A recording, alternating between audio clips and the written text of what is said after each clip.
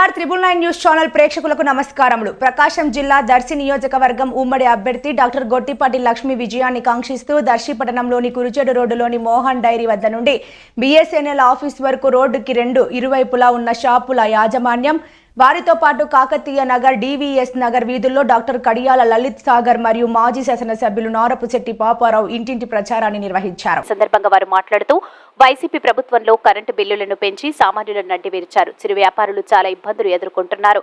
పెంచిన current ఛార్జీలతో అల్లాడిపోతున్నారు. Petrol, diesel ధరలు పెంచారు. నిత్యావసర వస్తువుల ధరలు పెంచారని సామాన్య ప్రజానికం లలిత్ సాగర్ కి విన్నవించుకున్నారు. దర్శి ప్రజలు మాకు హామీ ఇస్తున్నాం, అభివృద్ధి పట్టణంగా మారుస్తున్నామని డాక్టర్ లలిత్ సాగర్ పేర్కొన్నారు.